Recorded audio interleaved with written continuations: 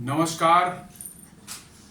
प्लैनेटेक्स पर आपका स्वागत है और हमेशा की आपसे निवेदन है प्लैनेटेक्स को सब्सक्राइब करें, बेल आइकन जरूर दबाएं, हमारे वीडियोस को लाइक करें एंड फ्रेंड्स एंड फैमिली के साथ शेयर करना बिल्कुल नहीं भूलें। आज दोस्तों एक हम लोग चर्चा करते हैं एक बहुत ही अद्भुत किस्म की मिसाइल जो भारत में के डीआरडीओ टेस्ट करने जा रहा है इस साल के अंत तक। और ये इतनी अद्भुत मिसाइल है कि एक दो देश ही इस पर मास्टरी हासिल कर चुके हैं अब तक, और वो भी डाउटफुल ही है। जी हाँ, उन्होंने क्लेम, जैसे चाइना क्लेम करता है, लेकिन एक्चुअल में क्या है पता नहीं चलता। वहां से क्लेम तो बहुत बड़ी बड़ी बातें करते हैं वो। उन्होंने तो इतना तक क्लेम किया कि उनके जो है मून पर लैंड करके उन्होंने वहां पर एक पौधा भी उगा दिया। हर तरह की बातें चाइना करता है, इसलिए चलिए मान लिया, उन्होंने कहते हैं कि उनके पास है। और एक यूएस भी करता है, बट यूएस ने भी कभी डिमॉन्स्ट्रेट पूरी तरह से पब्लिक के सामने टेस्ट करके इसको नहीं दिखाया है। लेकिन हमारे सारे टेस्ट जो होते हैं वो मोर और लेस जो है वो सारे डेटा उसके जो पब्लिश किए जाते हैं, लोगों के सामने होते हैं, लोग देखते भी हैं उसको। जी हाँ, ऑफकोर्स टेस्ट साइट पर नहीं जाने दिया जाता है, लेकिन वहां दूर से आप देख सकते हैं। अभी जो है कुछ महीनों पहले जो है अग्नि मिसाइल का परीक्षण किया गया था, अग्नि 5 का परीक्षण किया गया था, एक रिड्यूस्ड रेंज में किया गया था, लॉफ्टेड ट्रेजेक्ट्री के थ्रू जो है उसको लोगों ने देखा था, दूर से देखा था बिल्कुल।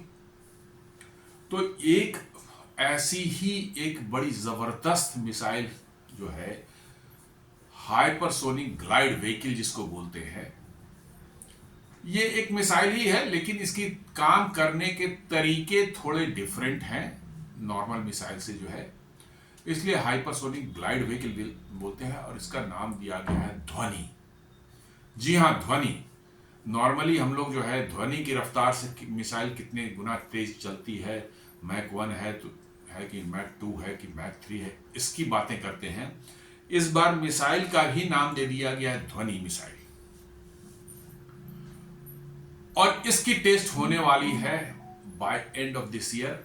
और निश्चित रूप से ये दुनिया के आपके जो एडवर्सरीज खासकर हैं, चीन है, पाकिस्तान है, इन सबों के लिए बहुत चिंता का विषय होगा, और साथ साथ अमेरिका के लिए बहुत बड़ा एक इरिटेंट होगा। जी हाँ, आपके बढ़ते हुए भारत के बढ़ते हुए मिलिट्री ताकत से जो है अमेरिका को भी परेशानी है। अमेरिका हमारा एडवर्सरी नहीं है डायरेक्ट। जी हाँ, हम सब 12,000-14,000 किलोमीटर की दूरी पर अमेरिका है, बिल्कुल ग्लोब के उस साइड, अपोजिट साइड में है। लेकिन अमेरिका भारत के बढ़ते हुए जो है मिलिट्री ताकत जो है उससे अमेरिका को परेशानी है। अमेरिका हमेशा चाहता है कि दुनिया के इस देश जो है उन अमेरिका पर ही अपने मिलिट्री के इक्विपमेंट्स के लिए जो है, डिफेंस इक्विपमेंट्स के लिए अमेरिका पर निर्भर रहे, और अमेरिका के मार्केट क्या को जो है दुनिया का बाजार में अवेलेबल रहे अपने मिलिट्री इक्विपमेंट्स को बेचने के लिए। और उसमें भारत यदि धीरे धीरे प्रोग्रेस करके अपना जगह बना रहा है, रादर अपनी एक्सपोर्ट करने की क्षमता बढ़ा रहा है, जैसा कि आपने देखा पिछले साल 24,000 करोड़ के लगभग में जो है हम लोगों ने एक्सपोर्ट किया था। इस साल हो सकता है 2-4-5,000 करोड़ और बढ़ी जाए।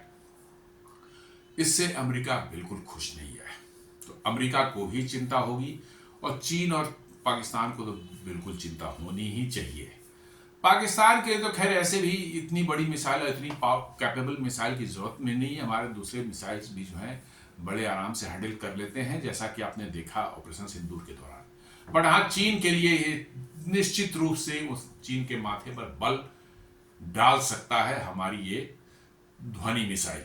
तो अब हम लोग इंतजार कर रहे हैं कि कब इस ध्वनि मिसाइल का टेस्ट होता है और इसके कैसे रिजल्ट्स आते हैं।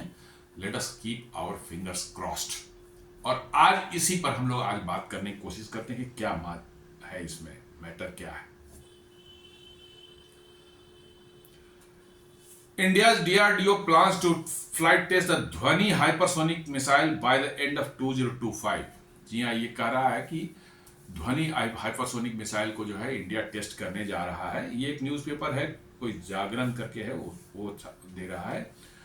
This hypersonic glide vehicle is design to fly at speeds of Mach 6। जी हाँ, मैक 6 की स्पीड से ये फ्लाई कर सकता है और अटैक कर सकता है अपने टारगेट पर जो है, with an estimated range of up to 10,000 kilometres. अब इस पर एक सवाल उठता है, कुछ क्वेश्चन उठा सकता है कि 10,000 किलोमीटर दूर जाने वाली मिसाइल तो बहुत भयानक और बहुत बड़ी मिसाइल होगी, क्योंकि उतनी दूर जाने के लिए आपको उतना ही फ्यूल लगता है। आप देखते होंगे कैसे हमारा जो है अग्नि 5 मिसाइल जो है करीब करीब 50 टन का हो जाता है उसका weight, because of the fuel.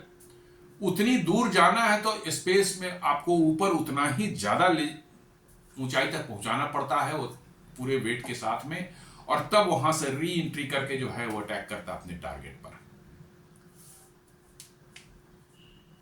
तो इसकी भी उतनी ही हो, लेकिन नहीं, यही बात है कि ये हल्की मिसाइल है, बहुत भारी नहीं है, भारी है बहुत भारी नहीं है, और इसके काम करने का तरीका भी करीब करीब बैलिस्टिक मिसाइल जैसा ही है। ये बेसिकली एक हाइपरसोनिक ग्लाइड व्हीकल है, उस पर एक बूस्टर साथ में अटैच किया जाता है, और वो बूस्टर जो है जमीन से लॉन्च करने पर वो बूस्टर इसको करीब करीब 100 किलोमीटर की ऊंचाई तक ले जाता है। 100 किलोमीटर हम लोग मानते हैं कि ये हमारे स्पेस की बाउंड्री है, वहां से स्पेस शुरू हो जाती है। हालांकि ऐसी बात नहीं है, कहीं कोई कट ऑफ, कोई वैसा थ्रेशोल्ड नहीं है कि यहाँ के ऊपर स्पेस है उसके नीचे एटमॉस्फेयर है, ऐसा कहीं कुछ नहीं है। लेकिन 100 किलोमीटर ऊपर जाने पर जो है एयर डेंसिटी जो है हमारे वातावरण इतना थिन हो जाता है, इतना मतलब जो है उसका घनत्व जो इतना कम हो जाता है कि मान लिया, ऐसा माना था कि वहां से स्पेस की बाउंड्री शुरू हो जाती है। तो करीब करीब वहां तक या उससे थोड़ा नीचे तक ये बूस्टर उसको पहुंचा देता है, देन बूस्टर गेट्स सेपरेटेड, और अब उसके बाद जो है चूंकि ऑलमोस्ट वो स्पेस में है तो उसको आगे ट्रेवल करने के लिए बहुत ज्यादा कोई फ्यूल चाहिए नहीं, क्योंकि ऑलरेडी स्पेस में है, कोई ना उसको एयर असिस्टेंस है, किसी तरह का ड्रैग नहीं उसके ऊपर में है। तो वो समझ लीजिए कि लंबी दूरी तक जो है अपना स्क्रैमजेट इंजन इस्तेमाल करके लंबी दूरी तक जो है बहुत कम फ्यूल इस्तेमाल करके जो है वो जा सकता है, और इसीलिए जो है इसकी रेंज जो है 10,000 किलोमीटर के लगभग में बताई गई जा रही है कि होने वाला है। कुछ लोग इसे 12,000 किलोमीटर तक भी बता रहे हैं। खैर एनीवे वो टेस्ट वेस्ट होने के बाद जो फाइनली आएगा, और ये कभी एक्चुअल में बताई भी नहीं जाती पब्लिक डोमेन में, क्योंकि इस तरह के जो स्ट्रेटेजिक जो है वेपन्स होते हैं उनके बारे में सरप्राइज फैक्टर हमेशा रखा जाता है, ताकि जो है दुश्मन को आप पता न चले कि एग्जैक्टली क्या कैपेबिलिटी है आपके हथियार की और क्या मारक क्षमता इसकी है।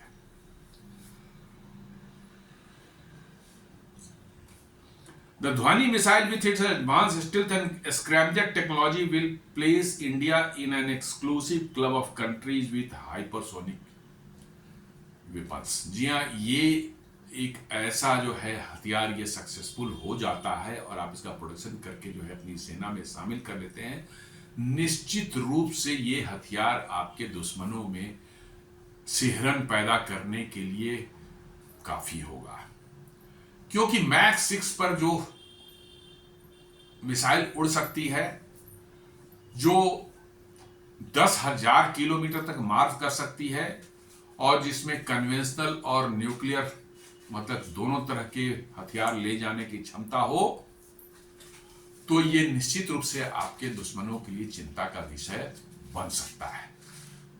इसमें कोई शक नहीं होना चाहिए किसी को, ये चिंता का विषय बन सकता है और चिंता होनी भी चाहिए उन्हें। तो ये हम लोग भारतीयों के लिए एक बड़ा गर्व का समय है कि आज इस समय में हम लोग इस सब को होता हुआ देख रहे हैं, कैसे भारत की मतलब की जो सैन्य क्षमताओं में दिन दूनी रात चौगुनी मतलब की जो है ये हो रहा है, क्या कहते हैं, विस्तार हो रहा है और मजबूती आ रही है, और इससे भारत की जो है दुनिया में के जियोपॉलिटिक्स में अपना एक अलग सिक्का जम रहा है।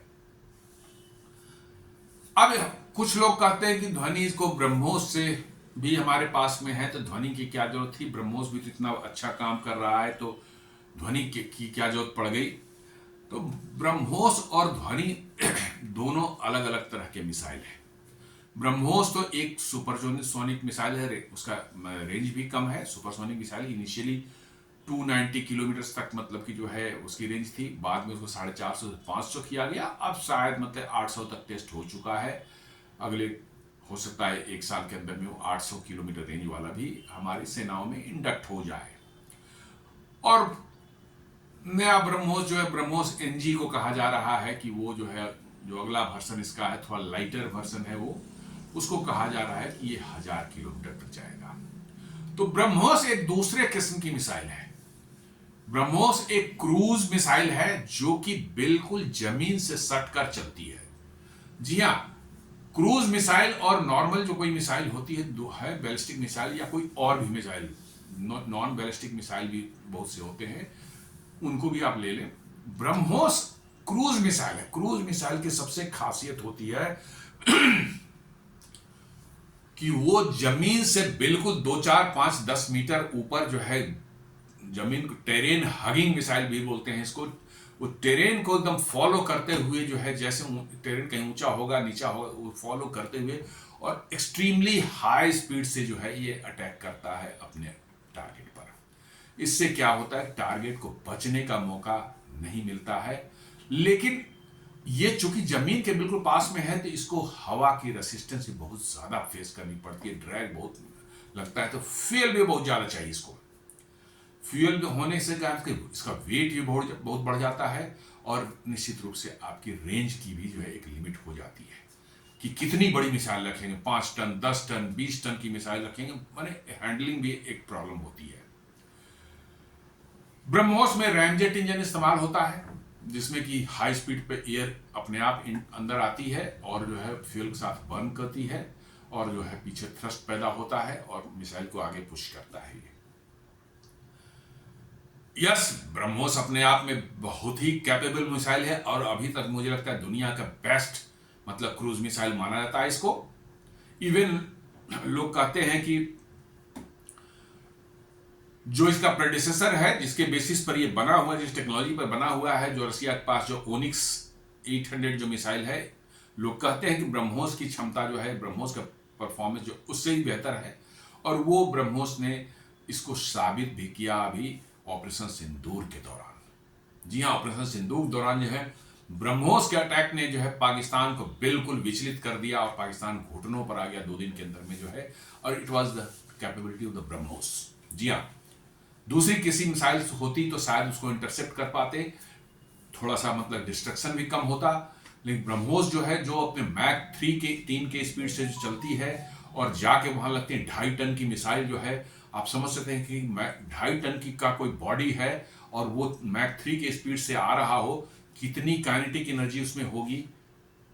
ब्लास्ट तो छोड़ दीजिए, वारहेड तो छोड़ दीजिए, 300 किलो का है, वारहेड तो छोड़ दीजिए, हमें लगता है वारहेड से ज्यादा डिस्ट्रक्शन तो इसकी काइनेटिक एनर्जी करती है।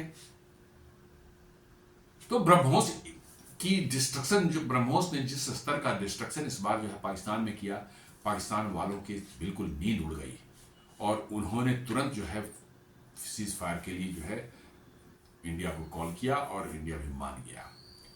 लेकिन ध्वनि जो है थोड़ा इससे अलग है। एक तो है कि ध्वनि मिसाइल नॉर्मली 2 4 500 1000 किलोमीटर के लिए शायद इस्तेमाल न की जाए, मेरा अपना मानना है। ये एक स्ट्रेटजिक वेपन होगा जो 2000 4000 5000 6000 7000 किलोमीटर जो है दूर पर मार करने के लिए होगा। और चूंकि ये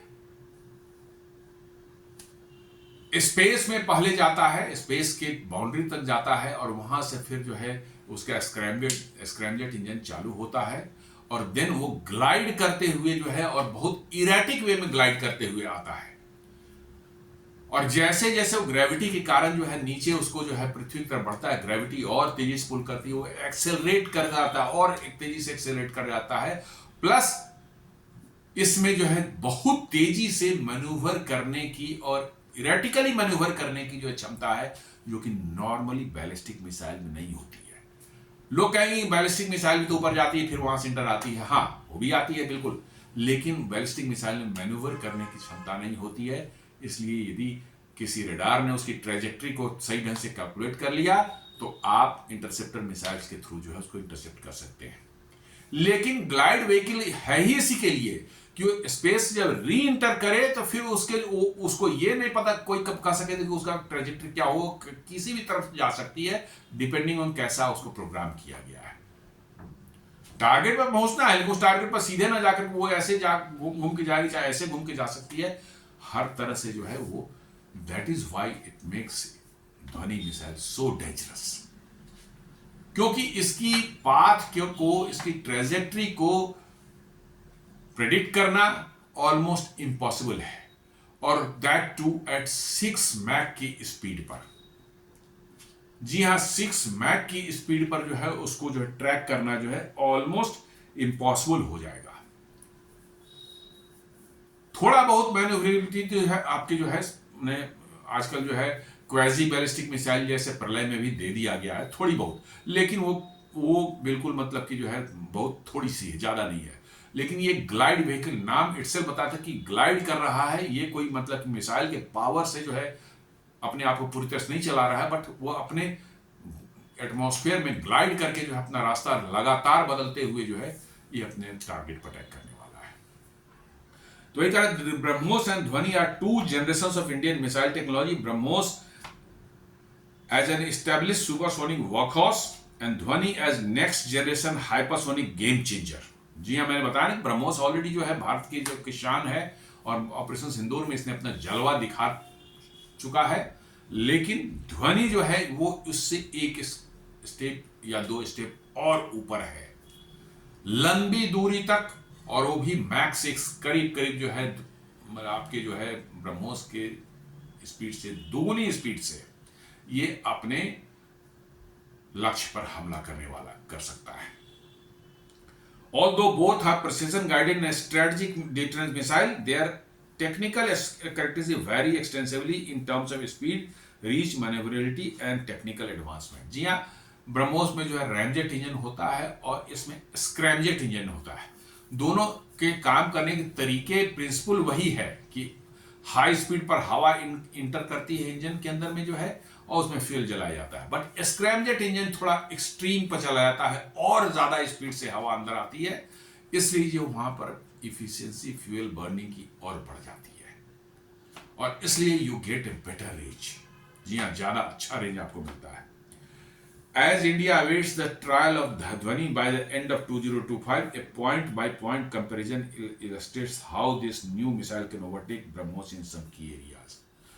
मैं नहीं मानता कि ब्रह्मोस को ये ओवरटेक करेगा, मेरा ऐसा मानना नहीं है, क्योंकि ब्रह्मोस जो है आपको शॉर्ट टू मीडियम रेंज जो है 200-400 किलोमीटर से लेकर के 1000-1200 किलोमीटर तक दूर के तक वार करने के लिए जो है आपको ब्रह्मोस जैसी मिसाइल चाहिए।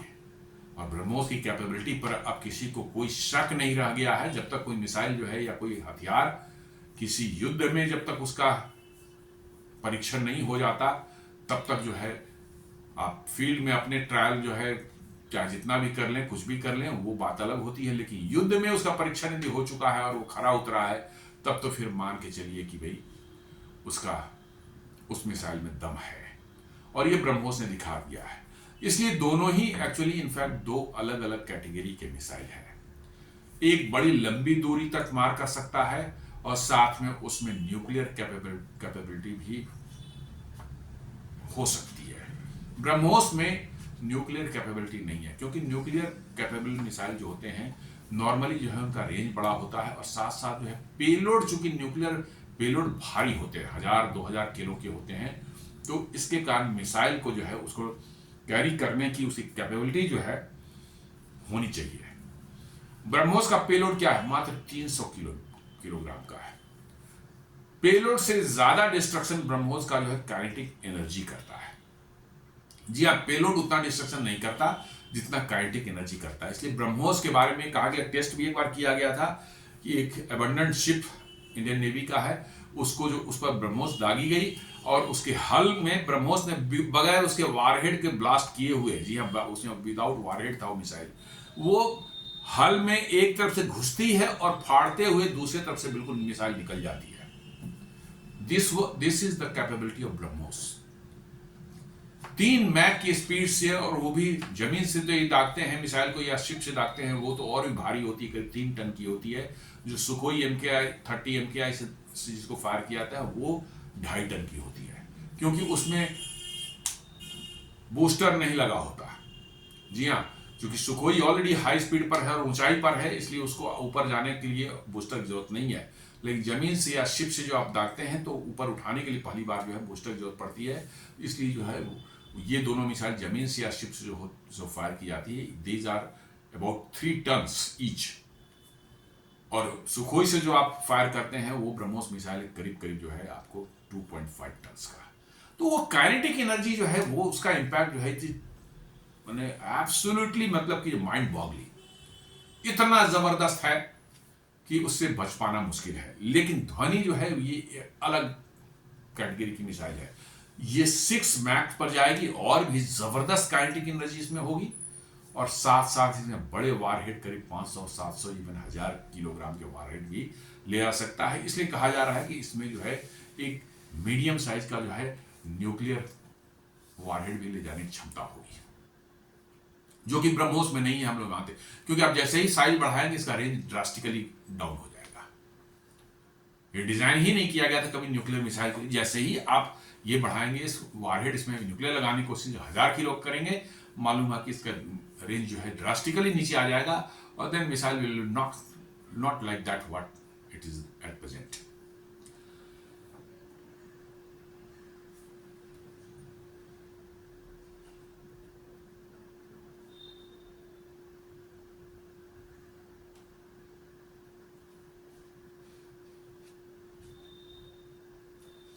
तो अब हम लोग थोड़ा सा इसको समझेंगे।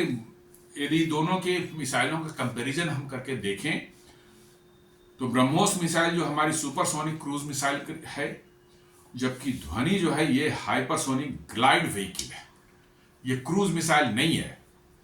सुपरसोनिक हाइपरसोनिक क्रूज मिसाइल का एक अलग प्रोजेक्ट है, and that is called project Vishnu.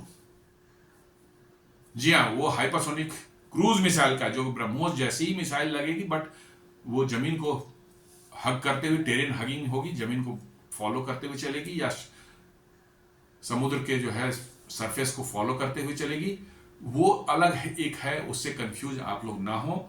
वो ऑलरेडी एक बार टेस्ट की जा चुकी है, 1 या 2 बार टेस्ट की जा चुकी है, और वो थोड़ा एडवांस स्टेज में है।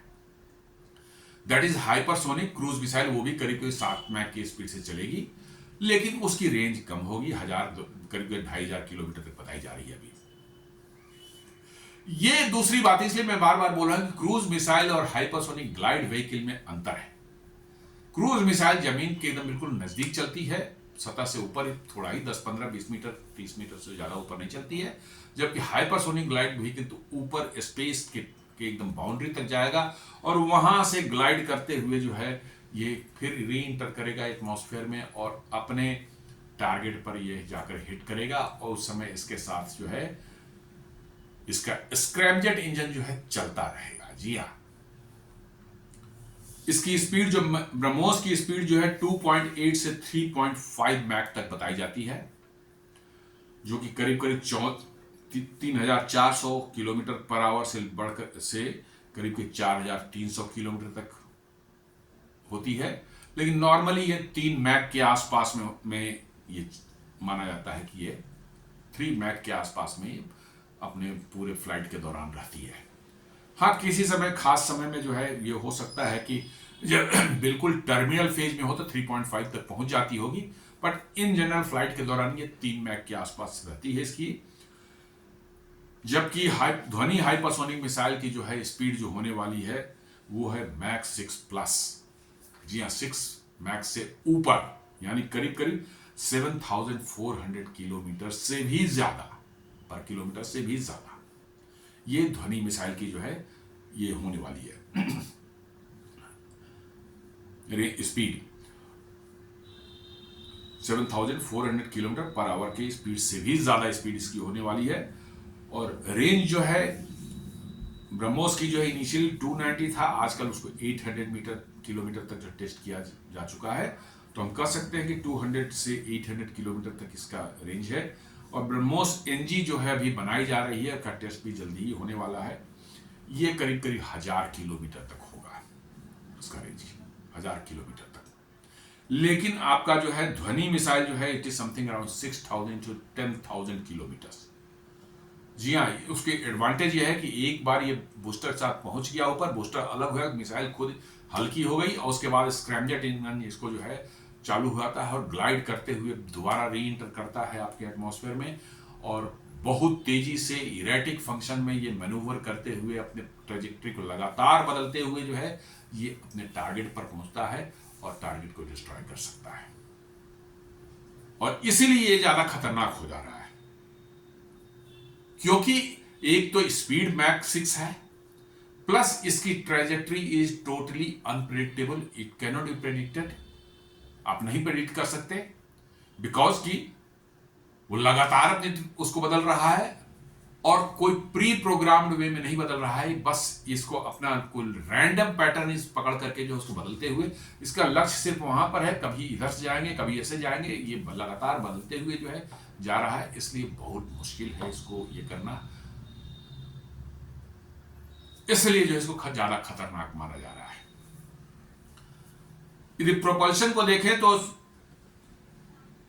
सॉलिड ब्रह्मोस में जो पहला जो stage of solid rocket booster होता है, जो कि पहली उसके रैमजेट इंजन को स्टार्ट करने के लिए जो है एक उसमें सॉलिड रॉकेट बूस्टर होता है, जो कि उसको एक खास स्पीड तक ले जाता है, फिर वो बूस्टर अलग हो जाता है और तब जो है रैमजेट इंजन उसका स्टार्ट हो जाता है। तो रैमजेट सॉलिड रॉकेट बूस्टर है। अब उसके बाद जो है सेकेंड स्टेज में आता है लिक्विड रैमजेट इंजन है। बूस्टर उसको इनिशियल स्पीड दे देता है, फिर बूस्टर का काम खत्म हो जाता है, लेकिन ramjet liquid ramjet engine start हो जाता है और then it starts speeding itself और मैक 3 तक पहुंच जाता है या मैक 3.5 तक पहुंच जाता है। जबकि ध्वनि मिसाइल को देखें तो रॉकेट बूस्टर तो है ही, जैसे इसमें है, इसको भी ऊपर ऊपर पहुंचाना है, स्पेस के नियर 100 किलोमीटर ऊपर तक तो पहुंचाना ही है, तो इसमें ही बूस्टर लगा हुआ है। साथ साथ जो है एक स्क्रैमजेट हाइपरसोनिक ग्लाइड मतलब कि जो है इंजन इसके लगा हुआ है। जी हाँ, स्क्रैमजेट इंजन इसमें लगा हुआ है, जो कि एक्सट्रीम पावर इसको देता है और इसके साथ साथ जो है ये ग्लाइड करता है, ऊपर से डिसेंट जब करता है, एटमॉस्फेयर इंटर करके जो है डिसेंट करने लगता है, तो ग्लाइडिंग पावर भी इसके साथ में है, विंग्स लगे हुए हैं तो ग्लाइड भी कर रहा है। इसलिए इसको बहुत ज्यादा एनर्जी की जरूरत स्क्रैमजेट इंजन से जनरेट करने की नहीं होती है, क्योंकि ग्रेविटी के अंदर भी आ रहा है और प्लस एक स्क्रैमजेट इंजन भी थोड़ा उसको पुश दे रहा है। दोनों मिल करके स्पीड को इसको बढ़ाते बढ़ाते मैक्स 6 के ऊपर ले जाते हैं जब ये टारगेट को हिट करता है। फ्लाइट एल्टीट्यूड जो है ब्रह्मोस को 15 किलोमीटर ऊपर तक ले जा सकते हैं, वहां से फायर कर सकते हैं, या फिर 10 मीटर समुद्र के 10 मीटर के हाइट पर समुद्र के सरफेस को फॉलो करते हुए ये कर सकता है, या पृथ्वी को फॉलो करते हुए, पृथ्वी के टेरेन को फॉलो करते हुए जो है ये उड़ सकता है। जबकि ये है ध्वनि मिसाइल है हाई एल्टीट्यूड लॉन्च, माने लॉन्च तो आपने यहां से फेंका पर ऊपर, फिर वहां जाके एक्चुअल ग्लाइड व्हीकल का लॉन्च तो वहां होता है ऊपर में, नीचे से बूस्टर तो सिर्फ जो है आपने उसको पहुंचाने के लिए, स्पेस के बाउंड्री तक पहुंचाने के लिए इस्तेमाल किया है। वहां पर जब बूस्टर अलग हो जाता है तो फिर वहां से उसकी लॉन्च होती है एक्चुअल में मिसाइल की जो है। और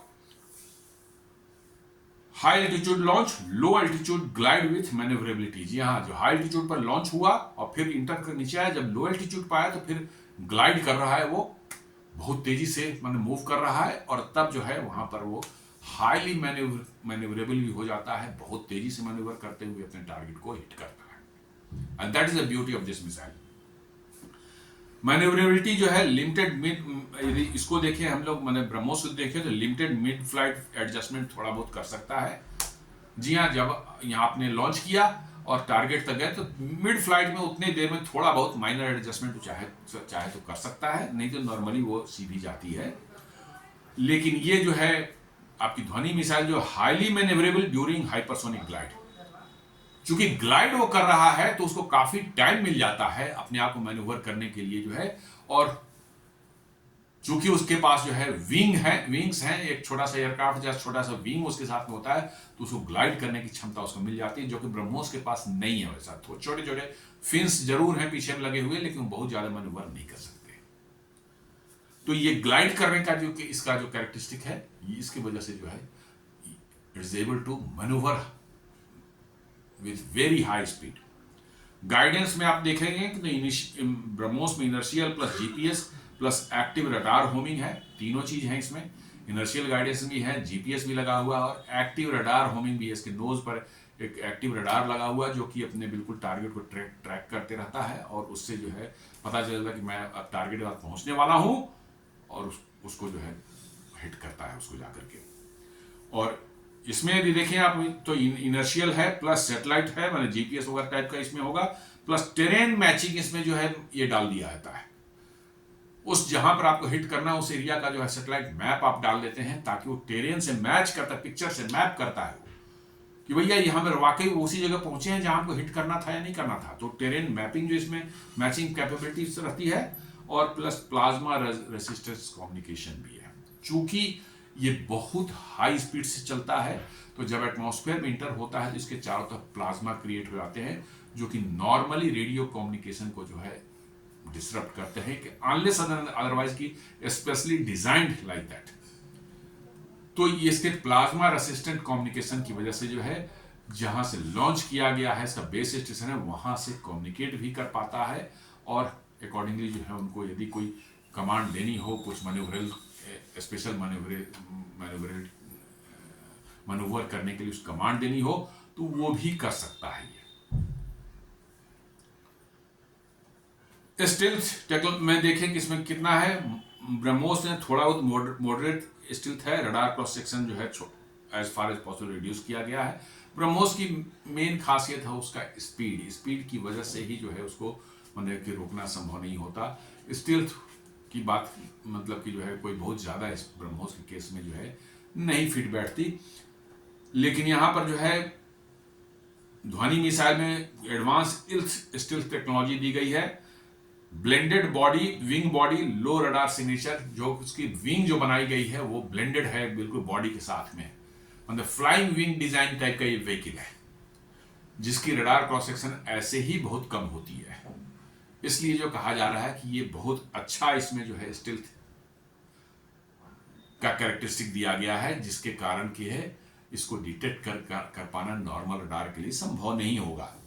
थर्मल रेजिस्टेंस को देखा जाए तो ब्रह्मोस में उसका कुछ खास नहीं है, स्टैंडर्ड मटेरियल जो वही से इस्तेमाल होता है, बट इसमें चूंकि बहुत हाई टेम्परेचर मतलब कि जनरेट होगा जब वो री इंटर करेगा एटमॉस्फेयर में जो है, इसलिए जो वहां पर दो अल्ट्रा हाई टेम्परेचर सेरामिक्स का यूज किया गया है इसमें, उसको प्रोटेक्ट करने के लिए। जी हाँ, आप देखते हैं कोई री एंट्री व्हीकल जब होती है जो एटमॉस्फेयर में री एंट्री करती है स्पेस से, तो बहुत हाई टेम्परेचर जनरेट होता है चूंकि एयर के साथ रेसिस्टेंस के कारण।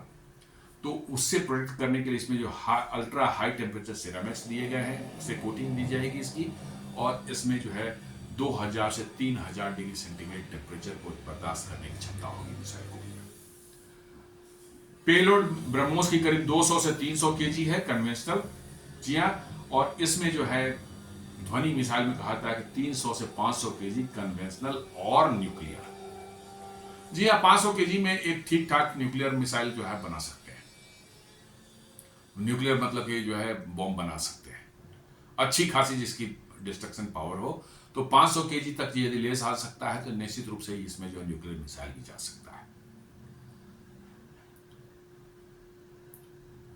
अब लॉन्च का देखा जाए तो ब्रह्मोस जो है तो तीनों जगह ब्रह्मोस तो राजा है भाई, जमीन से भी लॉन्च हो जाता है, शिप से भी लॉन्च हो जाता है, और अपने सुखोई से भी लॉन्च हो जाता है, एयरक्राफ्ट से भी। अब कोशिश की जा रही है कि आने वाले समय में जो भारत जो अपना डीजल इलेक्ट्रिक सबमरीन जो कन्वेंशनल वाले बनाने जा रहे हैं, 6 बनाने जा रहे हैं, इससे थाइसेनक्रुप मरीन सिस्टम्स जर्मनी के सहयोग से जो मझगांव डॉक जो बनाने वाला, उसमें कोशिश की जा रही है कि उसमें वर्टिकल ट्यूब्स दिए जाएं ताकि उनसे भी सबमरीन से भी ब्रह्मोस को लॉन्च किया जा सके। जी हाँ, ऐसा कोशिश की जा रही है। लेकिन अभी फिलहाल हम कह सकते हैं कि ये जमीन से, शिप से और हवाई जहाज से लॉन्च हो सकता है। जबकि ये जो है आपका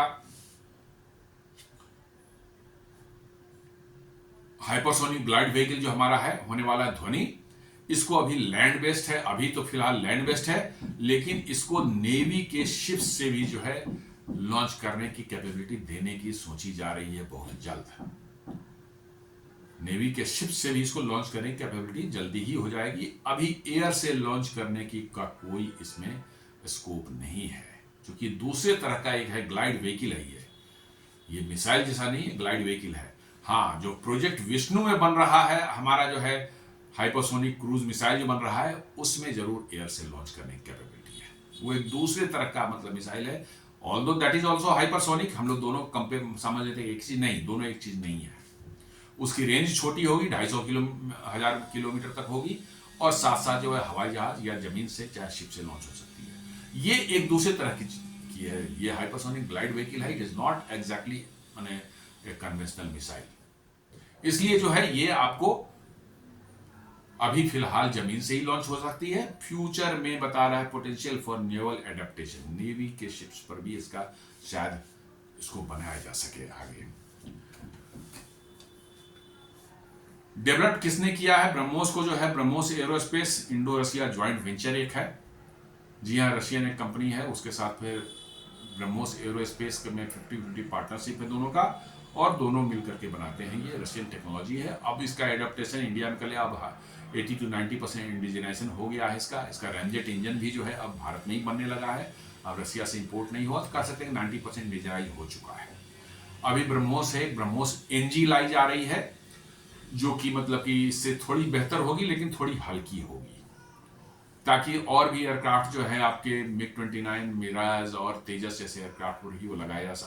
अभी सुकोई 30 MKI के अलावा कोई एयरक्राफ्ट इसको कैरी नहीं कर सकता। इसलिए जो है ब्रह्मोस जो है अभी फिलहाल जो है आप कह सकते हैं कि ये इंडो रशिया ज्वाइंट वेंचर से बन रहा है। और ये जो ध्वनि मिसाइल ये पूरी की तरह से फुली इंडिजिनस है, DRDO द्वारा डेवलप्ड है। इसमें कोई बाहरी जो है हेल्प नहीं ली गई है, पूरी तरह से इंडिजिनस है। स्टेटस में देखें तो ऑपरेशनल है, ब्रह्मोस 2006 से ऑपरेशनल है ये, और ये जो है अभी टेस्ट होना है इसका बाय एंड ऑफ 2025। जी हाँ, 2025 के एंड तक जो है इसका टेस्ट होने वाला है।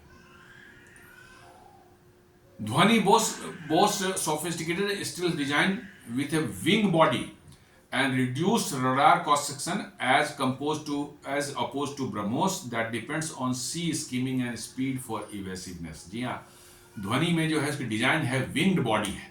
बॉडी और विंग दोनों एकदम मर्ज्ड हैं आपस में, सीमलेसली मर्ज, पता ही नहीं चलता कि कौन कहाँ बॉडी है कहाँ विंग है। ये फ्लाइंग विंग डिजाइन से मिलता जुलता आप कह सकते हैं कॉन्सेप्ट है। इसके कारण इसका रडार क्रॉस सेक्शन बहुत कम है, इसलिए इसको डिटेक्ट कर पाना थोड़ा मुश्किल होगा।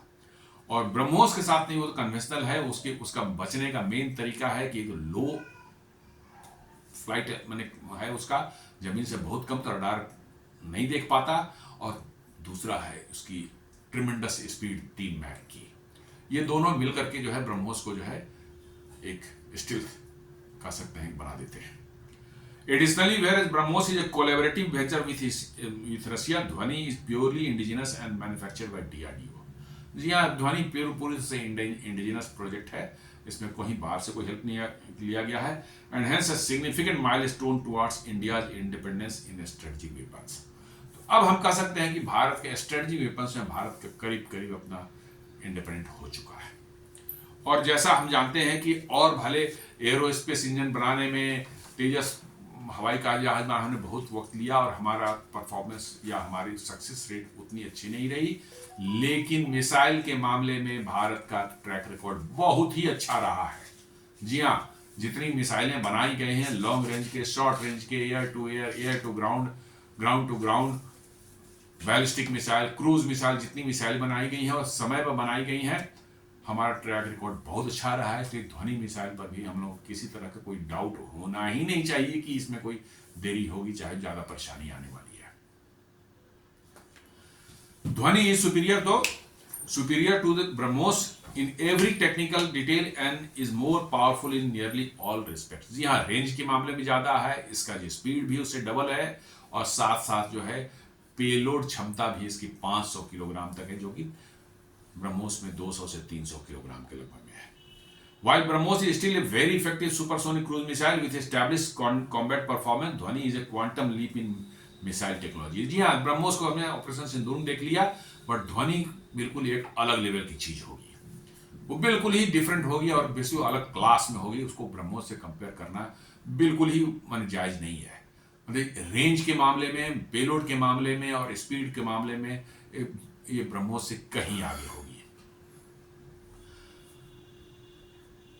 ध्वनि जो है हमारा जो 6 मैक की रफ्तार से उड़ेगी और करीब 6,000 से 10,000 किलोमीटर रेंज तक ये हिट कर सकती है, और इस तरह से इसको कह सकते हैं कि इंटरकॉन्टिनेंटल मिसाइल है ऑलमोस्ट।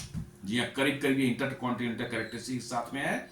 और जबकि ब्रह्मोस जो है मैक्सिमम, यदि न्यू जनरेशन ब्रह्मोस एनजी भी आ जाए तो 1000 किलोमीटर तक आपको मैक्सिमम रेंज मिलेगी। और जबकि इन कंट्रास्ट देखा तो relatively predicted power trajectory of BrahMos की ट्रेजेक्टरी करीब करीब प्रेडिक्टेबल है, यदि आप उसे ट्रेस कर लिया तो। Dhvani is hypersonic glide body that separates from a booster and flies erratically at very high speed. जी हाँ, बूस्टर से सेपरेट होने के बाद ये जब री एंट्री करती है तो बिल्कुल इरेटिक वे में ये काम करती है, बिल्कुल इरेटिक वे में ये अपने आप को मनूवर करती है, और बहुत ही हाई स्पीड पर, making it very difficult to intercept even with the most sophisticated missile systems such as THAAD और Iron Dome। जी हाँ, मुश्किल है, इसको ऑलमोस्ट इम्पॉसिबल है रोकना। Its low observable design and unstable glide trajectory also minimizes windows of detection, improving survivability। जी हाँ, एक तो है कि लो ऑब्जर्वेबल डिजाइन इसकी है, और साथ साथ जो है अनप्रिडिक्टेबल इसकी ट्रेजेक्टरी जो है इसको मतलब कि जो है ऐसा बना देता है कि इसको इंटरसेप्ट करना करीब करीब नामुमकिन है।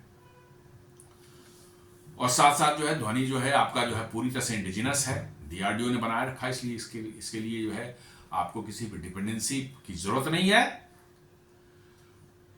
और साथ साथ जो है like nuclear warhead and is design achievement of India indigenization in defense, it has the capability to carry heavier payloads like nuclear warheads and is designed with a state of the art thermal shielding to protect against harsh re-entry temperatures। जी हाँ, re-entry के लिए जो है बहुत अच्छी जो है ultra high temperature ceramics इसमें लगाई गई है, जो कि इसको किसी भी तरह के जो एंट्री के समय जो है हीटिंग होती है उससे बचाएगा।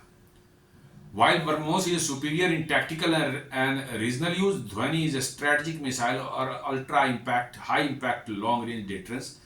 जी हाँ, ब्रह्मोस जो टैक्टिकल के लिए 200, 500, 800 किलोमीटर तक के लिए बिल्कुल अपने आप में जो है शानदार मिसाइल है, लेकिन ध्वनि जो है बेसिकली ये एक स्ट्रेटजिक एसेट आपका हो जाता है, जो कि लॉन्ग रेंज तक इंटरकॉन्टिनेंटल रेंज में स्ट्राइक कर सकता है, और पोटेंशियली विथ न्यूक्लियर कैपेबल, मतलब कि जो है once functional it will place India among the world's leading powers in hypersonic technology along with the US, Russia and China। जी हाँ, हाइपरसोनिक टेक्नोलॉजी, वैसे मैं मानता हूं कि प्रूवन हाइपरसोनिक टेक्नोलॉजी जो कि एक्चुअली इस्तेमाल हो रही है वो रसिया के पास ही है। चाइना और यूएस अभी भी इन बातों को कहीं ना कहीं छुपा कर रख रहे हैं, बट रसिया ने तो दिखा दिया, उनके मिसाइल तो काम कर रहे हैं। यूक्रेन वार में दिखाया, जिरकॉन और किंजल मिसाइल जो है उन्होंने अपना जलवा दिखाया है, उनको रोक पाना संभव नहीं है। तो हाइपरसोनिक में जो है आपको जो है यूएस, रसिया और चाइना के साथ खड़ा करता है, तो ये अपने आप में जो बहुत बड़ी उपलब्धि है भारत के लिए, और इसको कोई छोटी मोटी उपलब्धि नहीं माननी चाहिए। माने आप समझते हैं टेक्नोलॉजिकल लीप है ये आपके मतलब की कैपेबिलिटी में जो है ये।